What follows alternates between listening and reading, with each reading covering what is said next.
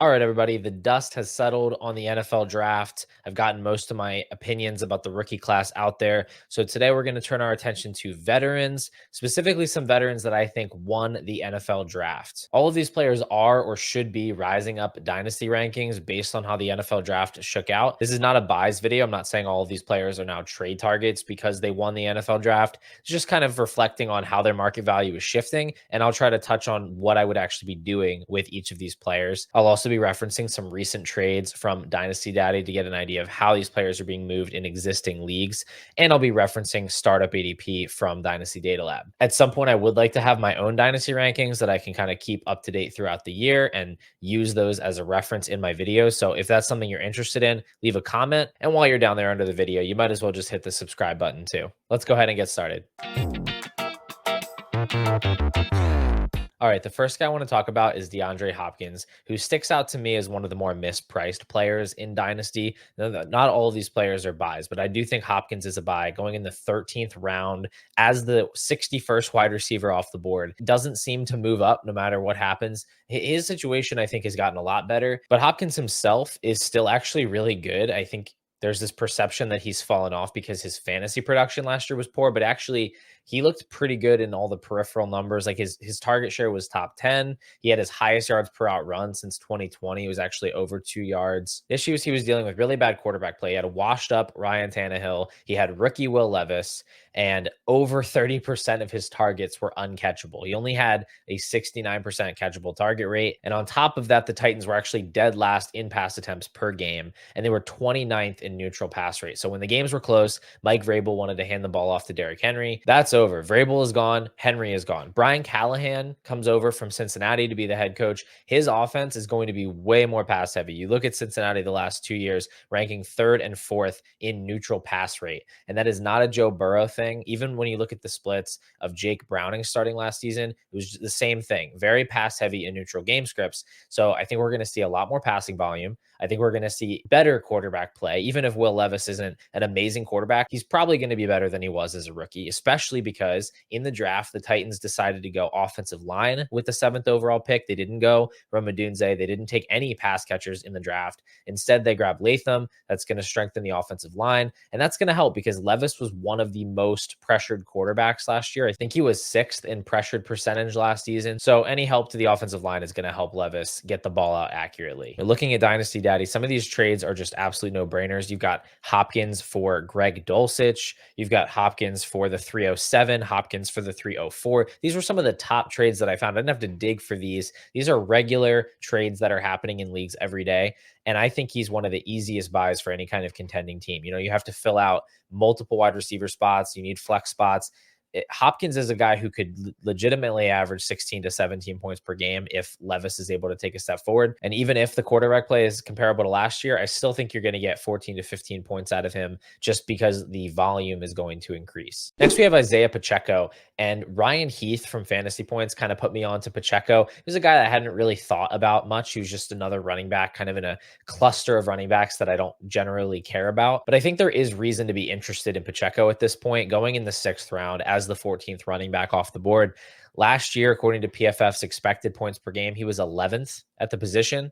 Ended up 14th in actual points per game, but his role actually expanded later in the season. So if you look at week 11 through the Super Bowl, Pacheco had the 4th highest expected points per game at the running back position. And everything for him went up. It wasn't just like he scored more touchdowns. He had 78% of the rush attempts compared to 71%.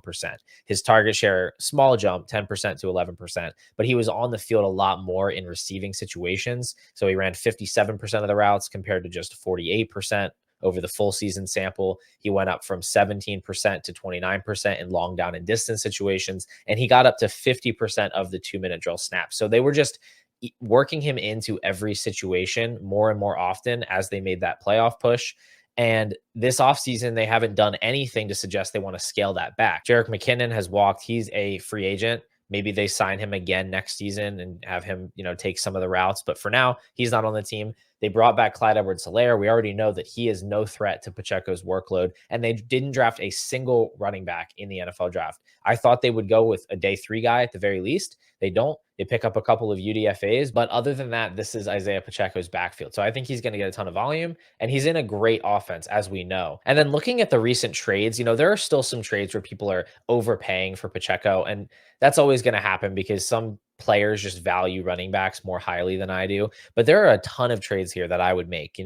Travis Etienne, tearing down from him to Pacheco and picking up a legitimate piece like Rashee Rice, that's a great trade. And then there are a lot of trades just involving picks, like a second and a third, another one with a second and a third, Pacheco straight up for a 2025 second. And these are easy deals to make for a guy who I think projects pretty comfortably as an RB1 for the 2024 season. He's not like a must buy for me, but on teams where you're a little bit thin at running back, go see what the price is on Pacheco. He might not be as expensive as he should be in some leagues. Next guy here is Garrett Wilson, who I know is already thought of as one of the top wide receivers in Dynasty. He goes at the end of the second round as the 8th wide receiver off the board at the moment. And I think he is poised to absolutely explode. I mean, I think he could be the next guy to join that Jefferson, Chase, Lamb tier that we have at the top. And the NFL draft was great for him because the Jets were one of those teams that was in the conversation for Brock Bowers at 10. Instead, they decided to go with Olu Fashanu, offensive lineman. So kind of a double win for Garrett Wilson. He avoids the serious target earning pass catching competition. And instead, they add a piece that can help keep Aaron Rodgers upright, help keep Aaron Rodgers healthy so that he can get the ball to Garrett Wilson. And then you look at Malachi Corley, who they do draft in the early 3rd round. And yeah, that's technically target competition for him, but they had no wide receivers other than Mike Williams, who's still coming off that ACL tear. They needed bodies in that offense. It really doesn't concern me at all. We don't know what kind of target earning ability Corley has. He was mostly a screen guy in college. He's probably going to have a very low ADOT. So between him taking up some short area stuff, Mike Williams doing the downfield stuff that he does, that leaves Garrett Wilson to absorb so much of that intermediate volume, which is really the bread and butter of superstar wide receivers in fantasy. I see no reason he can't just pick up where he left off last season, which, yes, was unimpressive in terms of fantasy scoring, but was incredibly impressive in terms of just being a wide receiver in the NFL. He had a near 30% target share, was right in line with A.J. Brown and CeeDee Lamb and Amon-Ra St. Brown. It's just that the quality of targets was very poor. He and Puka Nacua were tied at 7th in wide receiver expected points per game, but there was a huge discrepancy in their actual scoring because apparently Matthew Stafford is a lot better than Zach Wilson. Rodgers is old and he is definitely an injury risk at this point in his career, but if he can stay healthy, the sky's the limit for Garrett Wilson. And you look at some of these trades on Dynasty Daddy, I would break my finger accepting some of these trades. Now, I took him in my last startup at the 302. And I thought that was great value, but some of these trades are even better. The 110 and the 210 for Garrett Wilson for Zach Charbonnet and a couple of picks. These are easy deals. Brandon Ayuk and a second for Garrett Wilson.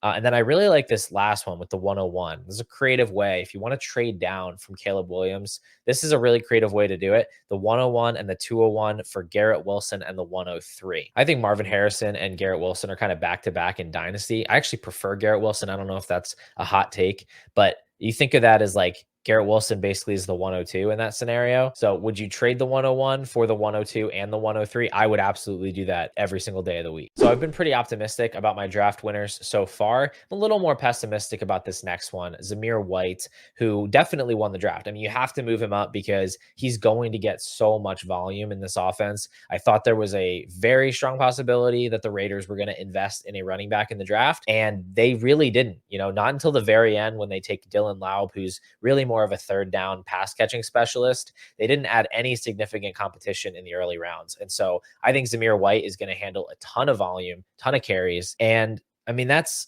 usable in fantasy football. Like, he's going to probably be an RB2. That being said, I'm not all that excited about him in general as a dynasty asset because he's more of a 2-down grinder. He's probably not going to play a lot of 3rd downs. He's not going to get a lot of targets in general. And I don't know how often the Raiders are going to be in scoring position. I mean, I don't think they're going to be an above average offense with Gardner Minshew at quarterback, and they're probably going to play at a pretty slow pace. So I don't necessarily think that there's a ton of upside for White. He's more of a floor play. And that was a lot more appealing when his price was depressed. He was going in the double-digit rounds. Now as a 9th rounder, as a 24th running back off the board, I just think that I'd rather look elsewhere at some players I think have more complete skill sets or more of a path to like gaining value or having a real difference-making season. He's also not as young as he seems. He's going to be 25 in September, so it's not like you're buying into some young running back at the beginning of their career. This is his third season, and he wasn't that young coming into the league. So he's well into his prime at this point. You're not going to really be able to see this like ascension from him, even if he does have a decent season. Now, the interesting thing with White is that his startup ADP doesn't really seem to reflect his value in most of the trades that I saw, because in startups, he's going ahead of Ricky Pearsall and Christian Kirk, Deontay Johnson, Chris Godwin, just on average. I mean, not in every startup, but on average, he's ahead of those guys. And meanwhile, in the trades that I'm looking at, it's like Zamir White for Nick Chubb, or Zamir White for Derek Carr, Zamir White for the 211.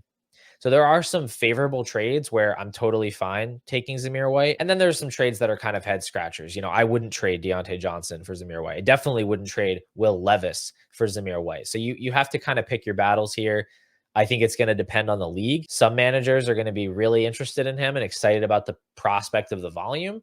Some people might be willing to part with him for the reasons that I've laid out, and maybe willing to sell him even lower than I would be comfortable with. So he might be a guy that you can get in some leagues below his consensus value, but for the most part, I'm looking to take guys like Najee Harris, Tony Pollard, Jalen Warren, Brian Robinson, Chase Brown, and just getting any plus on top that I possibly can. Next, we have another player that I was so sure was going to get competition added in the draft, and he just didn't, and that's Jake Ferguson. The Cowboys, I don't actually know what they're doing, really. I mean, their depth chart is kind of a wasteland right now. If you look at it, they have Jalen Tolbert as a projected starter at wide receiver. Brandon Cooks is going to be 31 in September. He's not getting any younger. Behind those guys, they've got absolutely nothing. Kevontae Turpin, some sixth-round wide receiver I've never heard of, named Ryan Florney.